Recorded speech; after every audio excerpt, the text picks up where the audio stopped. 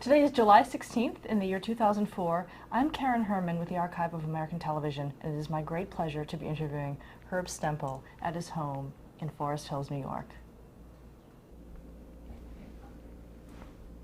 Okay. Okay, we're on. Let's start right from the beginning. When were you born? December 1926. And what was your name at birth? Herbert Milton Stempel. Were you named after anyone in particular?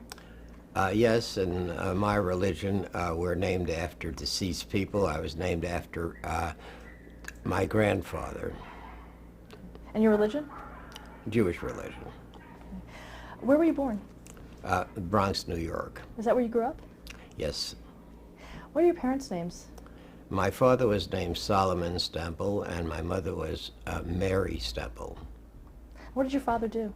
My father worked as a carrier in New York for the United States Post Office in New York City. And did your mother work? No, she was a housewife. Talk a little bit about growing up. What was your childhood like?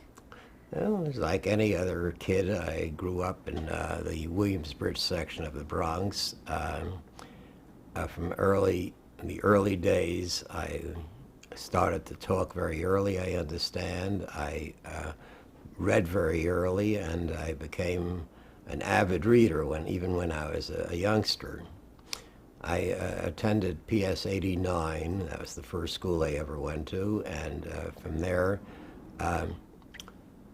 when I was about 7.5, my father died suddenly, and we had to move to another part of the Bronx, a poor neighborhood.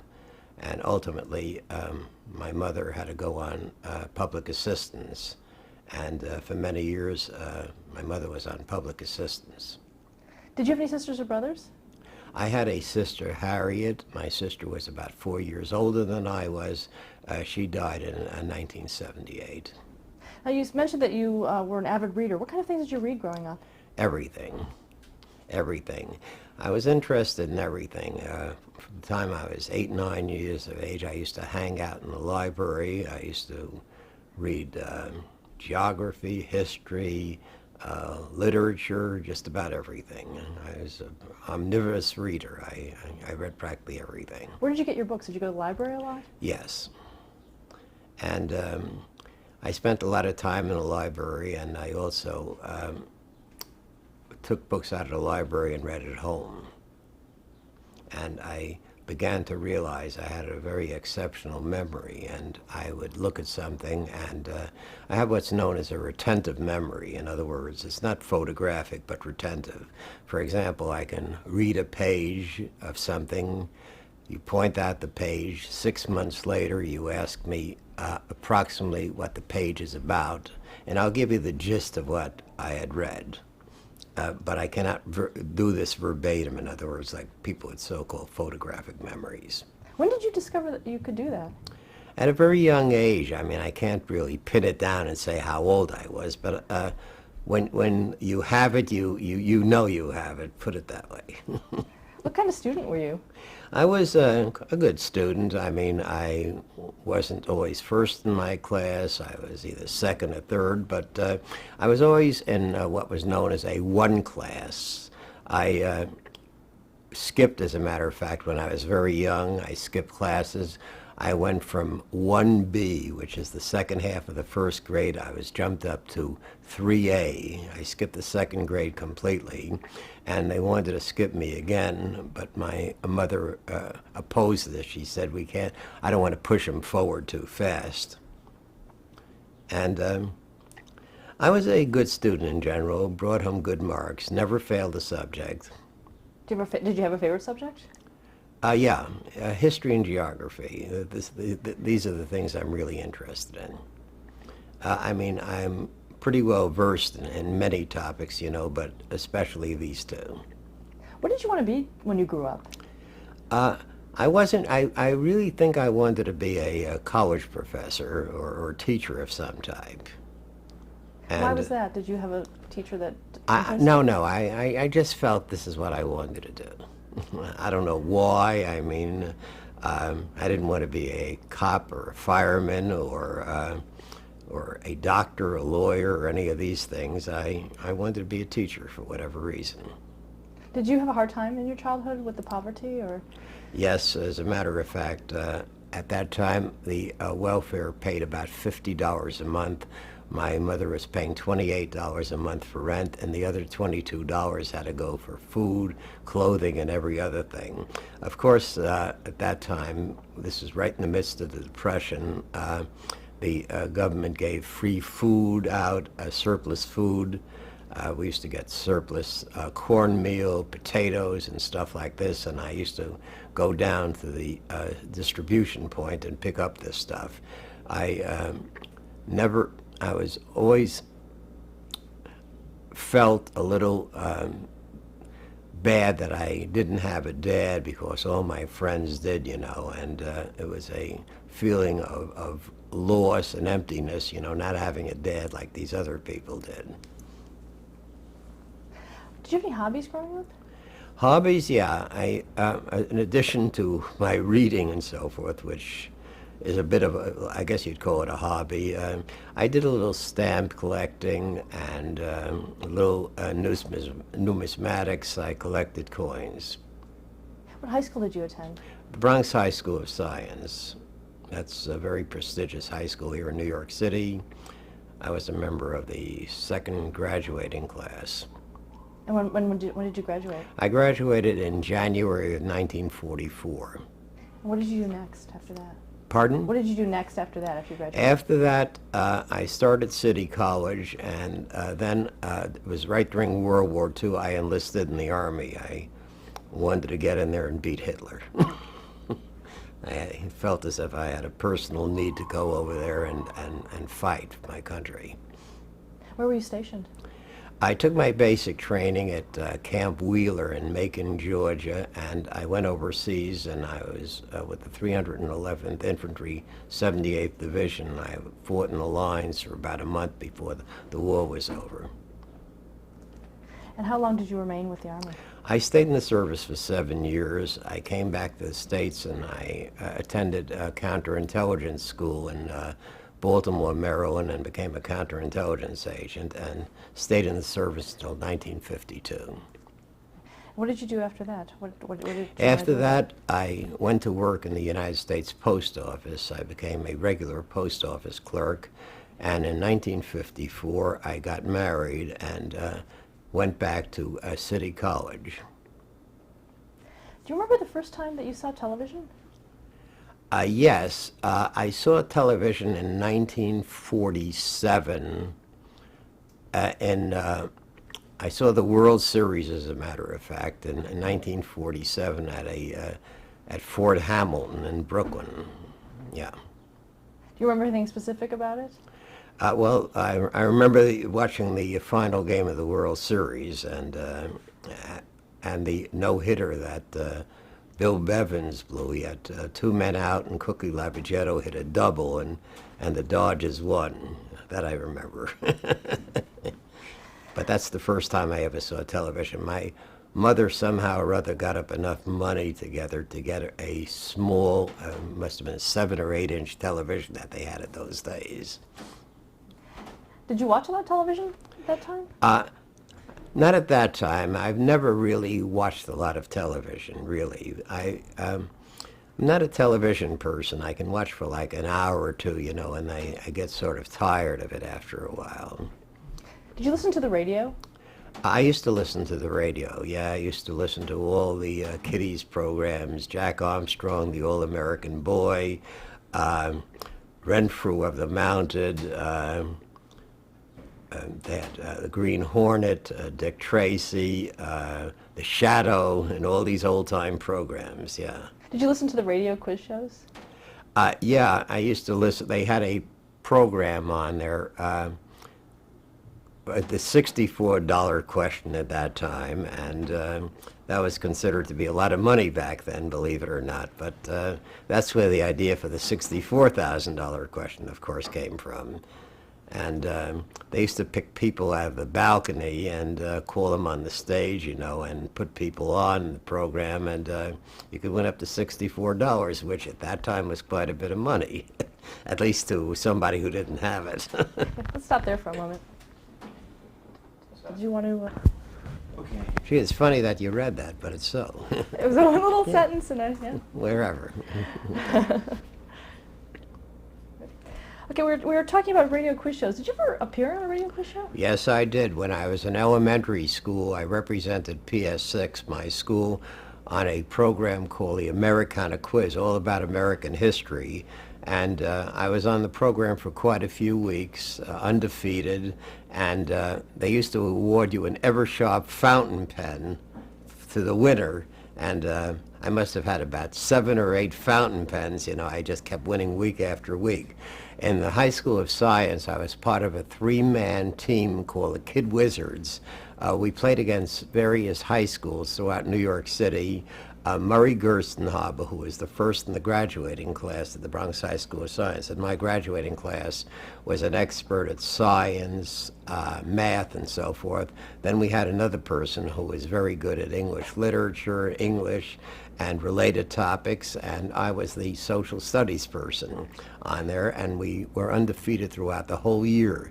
As a matter of fact, they used to broadcast from the Great Northern Hotel on 57th Street in Manhattan, and I happened to run into the world champion boxing champ, Jack Dempsey, who was a lieutenant commander in the Navy. He was training sailors at that time.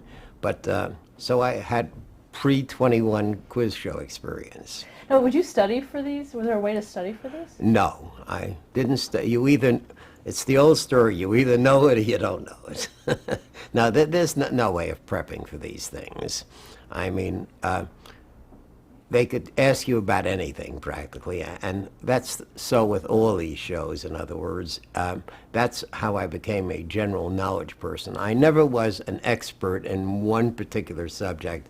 I have the ability to have broad knowledge, across the board knowledge pretty much, and in depth too. You see, in many quiz or game show contestants, no answers, but if you ask them anything about what they've answered, they don't know. But I know a lot of this stuff in depth, and that's what separates me from many of these other people. Have you ever had your IQ measured? It's supposedly 170, but that and $2 gets me on the subway. Okay, so let's talk about 21. Yeah. Had you been watching quiz shows on television before that? Not very much, actually. I just happened to have turned on to this new program, 21, and I turned to my late wife, Toby, and I said to her, the questions are difficult, but not that difficult, and at the end of the program, they asked for anybody who was interested to write a letter, and they gave Barry and Enright's address, and I sent a letter. And the letter has been written in many books, exactly what I said. I said, gentlemen, I am a World War II veteran. I served in the Army for 7 years. I have thousands of facts and figures at my fingertip, and I would be happy, to be a contestant on your very fine show. I got a letter from them telling me to come down and to a certain address on Madison Avenue, Barry and Enright's office. I went up there and I took a 3.5-hour trivia test that consisted of about 363 of some of the toughest questions I've ever seen in my life, such as who was the first American soldier killed in World War I in France? What is the width of a football field goalpost? And some of the toughest questions I've ever seen in my life. And I understand I was the highest scorer ever on the program as far as that's concerned. I had 251 answers correct out of the 363 questions, which was the top score ever in the 2 years the program was on. But did you know it at the time? Did you know that you did as well as you did? No. I was told later on that I was the top scorer of all time. So, at any rate, after that, I got a call from Dan Enright, and I was told to come down to be interviewed. I spent about 2 hours. There were several producers. There was Dan Enright, who was the main producer, several other producers, a guy by the name of Robert and Noah, I remember. Also, Jack Barry was not present when I did this interview. I was told to go home and I would be notified. What kind of things were you asked in that interview? About my background, essentially, whether I think I'd be nervous on the program. And they asked me a lot of sample questions and so forth, and just out of the blue, in other words, about various topics. And I was told to go home and I would be notified. Several weeks later, I got a call from Dan Enright. He said, I'd like to have you come to my office in Manhattan. You know, I'm going to have you on the program. I told him that my wife was out at the movies and I was babysitting, and I couldn't make it. And he came out to Forest Hills to my apartment. And I didn't live in this apartment, but I lived in one across the street from where I'm talking now. And he came in with an attaché case, and he plumped. I asked him if he wanted a drink of soda or anything, and he said no. He opened up this attaché case, and he started to ask me questions. I knew the answer to most of the questions, and other questions I didn't know the answer to. He filled me in, and then he leaned back on the couch and he said to me, how would you like to make $25,000? Just like that. And I immediately understood what he was saying to me, obviously, because he wasn't about to give me $25,000 for appearing on the program when I could have been easily defeated and gone off with nothing. So I understood what he was saying to me, and once I said, who wouldn't, I became part of the game show hoax.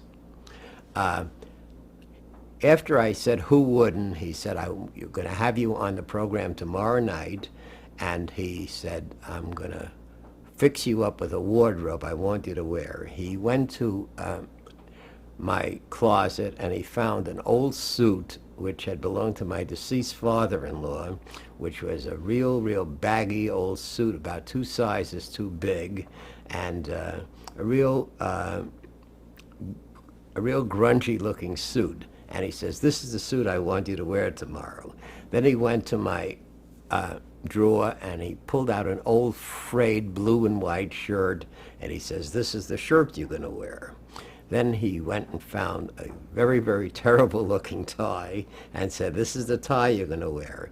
Then he said, have you got a watch, another watch, you know, because I was wearing a quiet watch. So I went to the drawer and I had an old Timex watch that ticked like an alarm clock, and this is the watch that he picked out and wanted me to wear, because when I was on the program, the watch was close to the microphone, and this was supposed to build up the suspense by having this loud watch ticking away. Did he tell you that, or did Yeah, he told me all this. I mean, it was pretty logical why he wanted me to wear it anyhow, in other words. Then he told me to get a marine-type white wall haircut, a haircut where it went way up on the sides like this and in the back. And the whole aim was to make me into a nerd, a square, a human computer. I mean, this is exactly what he was aiming at. In other words, I was going to be presented as a nerd, in other words, somebody who really didn't have a personality or anything, a one-dimensional character. But I really needed and wanted the money, and so I played along with him. The next afternoon, I went down to his office, and he ran me through a whole bunch of questions and answers, said to me, tonight on this, you're going to take X amount of points, this is the category is so-and-so, your answer is going to be so-and-so, and I was introduced into the Dan Enright School of Acting. Many of the gestures and the actions which I performed were actually Dan Enright's own particular idiosyncrasies. For example, he was a lip biter, so part of the routine was biting your lip when you were asked a hard question. He also said, when they're going to put makeup on you, and I want you to pat your brow, not rub it, for the simple reason the makeup's going to come off. And he also wanted me to breathe heavily into the microphone while I was, deep breaths, in other words, breathe deeply into the microphone to build up the suspense. As has been shown in the movie quiz show, they cut off the air conditioning to make you sweat. It was especially hot in those isolation booths anyhow, but they cut off the air conditioning to make you sweat. And you were never supposed to answer the question directly. For example, on a 5-part question, you do part 4, count off 10 seconds. Everything was choreographed down to the second. They had what were called continuity cards, and you had a prepared speech listed on there. It would say Barry, and Barry would say this, and Herb, and that was your repartee. And you had to say everything. You had to remember all this. I'm the only person, incidentally, in the history of the show, and the show ran approximately over 2 years, who ever had to refer to Jack Barry as Mr. Barry, and always say it in a sort of a sheepish, plaintive voice. In fact, I had to disguise my voice when I went on this program. For example, I was asked, how many points do you want? And I'd say something like, I'll take 9 points, Mr. Barry. That's the way I actually had to do this. Now, why did you have to call him Mr. Barry? This is what he wanted me to be, the nerd. And this coincided with my behavior on the show. That's why I had to call him Mr. Barry. In other words, he wanted me to be the nerd, the square. And since I was playing this particular role, I had to be very, very diffident, very sheepish, and not manly, so as to speak. In other words, everybody else who ever appeared on the show, as I said before, called him Jack. I'm the only person who ever called him Mr. Barry. Now, when you were given all these techniques that you had to do, was it all given to you at once? Or Yeah. The whole Dan Enright School of Acting, I spent about 2 hours prior to the program. He ran me through the whole thing. I was told how many points I was going to take, the questions I was going to miss.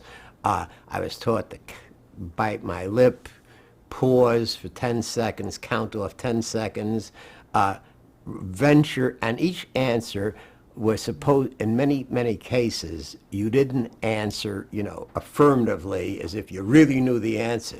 You'd give something like 14, tentatively, in other words, and Jack Barry would say, that's right, and then you suddenly were taught to explode with a big smile on your face, as is depicted in the movie quiz show, when Turturro, who played my part, gets the right answer. He just beams, in other words. This is the technique that was employed.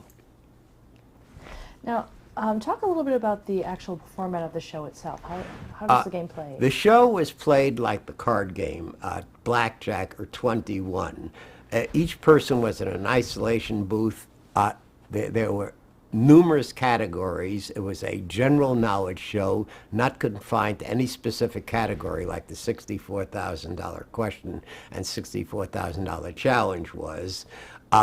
It was played like the card game. You had categories. Each category ranged in point value from 1 to a maximum of 11. 11, of course, being the hardest question and 1 point being the easiest question. The first person to reach 21 won the game. You could knock or stop at either 17 or 18, just like in the game blackjack, but you were taking a chance because you didn't know ostensibly what your opponent had. So you could take a chance and stop. Your opponent might have 19 or 20, in which case you'd be finished, you'd lose. So the urge was to go on and try and win the game. I was on there approximately 6 weeks as champion, and then ultimately I saw a figure on the other side of the wings while I was waiting to go on. This, of course, was Charles Van Doren. Actually, let's before we get to that, I still want to ask you a little bit more about the first few times you were on the program. Fine. Where was it broadcast from? It was broadcast from Studio 6A, radio in Rockefeller Center, the RCA building. That was the NBC studios. Was there a studio audience? Yes, there was a studio audience, and people were very, it became a hot show, you know, and it got pretty hard to get tickets to go in to see the show after a while. Can you describe the set a little bit?